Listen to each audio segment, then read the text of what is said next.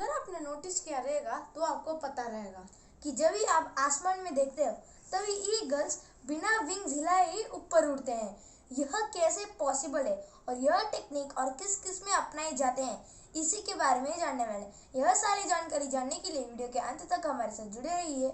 मैं हूं साइनाथ। मैं हूं मानव। तो आप सबका स्वागत है फ्रैक्टल्स चैनल में। तो चलिए वीडियो के अंदर चलते हैं।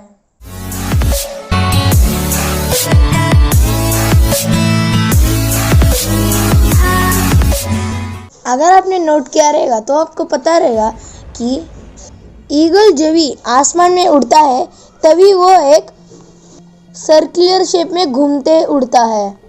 थोड़े लोग कहते हैं कि वह खाना ढूंढ के जा रहा है, लेकिन यह गलत है। लेकिन आपने अगर और अच्छे से नोट किया रहेगा तो आपको पता रहेगा कि वो जब भी रोटेट होके ऊपर जाता है तभी वो और ऊपर ऊपर ऊपर उड़ते जाता है। और एक चीज़ है, वह जब ऊपर जाता है वह अपने विंग्स को हिलाता ही नहीं है। थोड़े बर्ड्स ऊपर जाना है तो विंग्स को हिला कर ही जाते हैं, लेकिन यह ईगल बिना विंग्स हिलाए ही ऊपर उड़ता है। और यही साइंस को यूज़ कर थोड़े ग्लाइडर्स और एरोप्लेन्स उड़ते हैं। तो इसी के बारे में आज हम बायोमिमिक्री करने वाले हैं।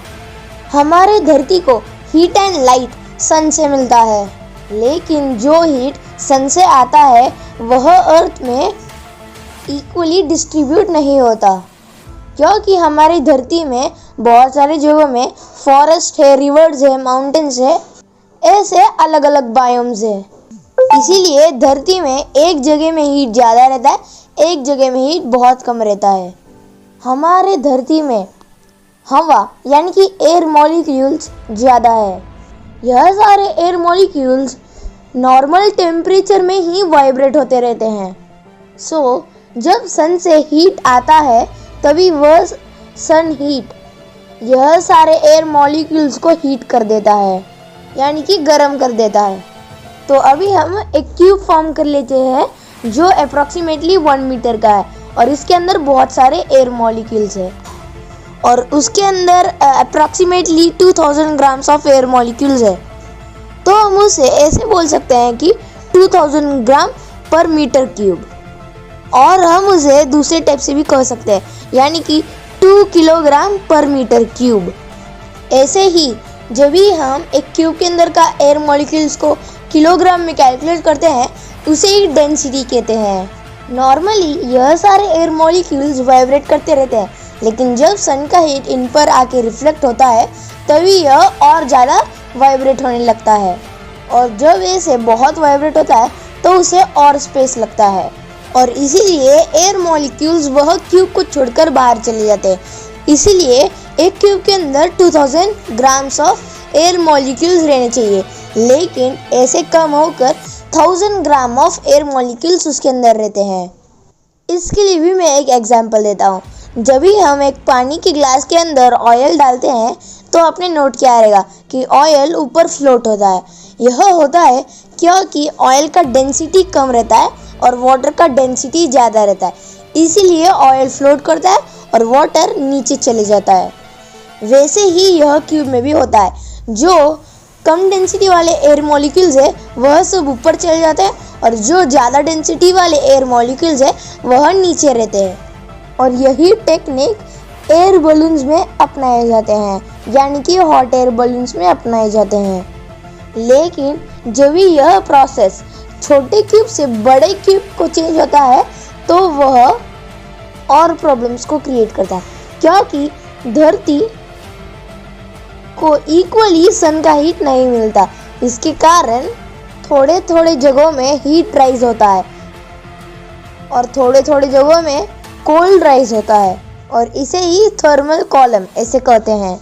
अगर आपको एग्जांपल दूँ तो आप जब भी शाम के टाइम को एक बिल्डिंग के नीचे खड़े रहते हैं तभी उसकी परछाई से आपको छांव मिलती है, यानी कि वहाँ कोल्ड एयर राइज होता है, और जहाँ छांव नहीं रहती है वहाँ हॉट एयर राइज होता है और यह टाइम पे थर्मल कॉलम क्रिएट होता है। और जब भी ये थर्मल कॉलम राइज होता है वह डायरेक्टली स्ट्रेट राइज नहीं होता, बल्कि ऐसे ही सर्कुलर शेप में राइज होता है।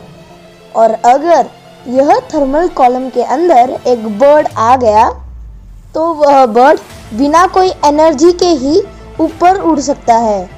ऐसे ही ईगल बिना विंग्स को हिलाए ऊपर उड़ता है। और यह टेक्निक बस ईगल ही नहीं बल्कि पैराग्लाइडिंग, आरसी प्लेन और ग्लाइडर्स में भी यूज़ किया जाता है। इसके कारण हम कोई बिना एनर्जी यूज़ करे ही ऊपर उड़ सकते हैं और स्पेशली उसमें ग्लाइडर्स। ग्लाइडर मतलब जो एयरप्लेन को इंजन नहीं है उसे ही ग्लाइडर कहते हैं। तो आप सोचते रहेंगे फिर वो कैसे उड़ता है। आपने कभी सुना रहेगा कि इंजन फेल होकर भी वह पायलट ने सक्सेसफुली सारे पीपल को बचा लिया सेफ लैंडिंग करके। कैसे पता है? अगर एयरप्लेन का इंजन फेल हो जाए तो वह एयरप्लेन अपने विंग्स को यूज़ करके उड़ सकता है। वैसे ही वह फ्यूल ख़त्म हुए एयरप्लेन को भी सेफली लैंड करते हैं। उसे यही टेक्निक को ग्लाइडिंग ऐसे कहते हैं। सादे एरोप्लेन बस थोड़े दूर के लिए ग्लाइड कर सकते हैं, लेकिन यह ग्लाइडर्स किलोमीटर या फिर माइल्स के दूर जितने ग्लाइड कर सकते हैं, क्योंकि वह ग्लाइडर्स बिना पैसेंजर सीट और बहुत हल्के फुल्के रहते हैं, इसलिए वह ऑटोमेटिक एयर के साथ उड़ते रहते हैं। यह ग्लाइडर कैसे उड़ता है अभी मैं बताता हूँ। यह ग्लाइडर को एक एरोप्लेन के साथ बांध कर ऊपर लेके जाते हैं और जब ही एरोप्लेन यह ग्लाइडर को छोड़ देता है यह ग्लाइडर ग्लाइड होने चालू हो जाता है। और इसीलिए ग्लाइडर पायलट जैसे ईगल घूम घूम के ऊपर जाता है वैसे ही ग्लाइडर पायलट भी ग्लाइडर को घुमा घुमा के ऊपर लेके जाते हैं। तो ठीक है, आज का यह वीडियो यहाँ ख़त्म होता है। यह वीडियो में हमने देखा कि ईगल के साइंस को यूज़ करके कैसे ग्लाइडर उड़ता है।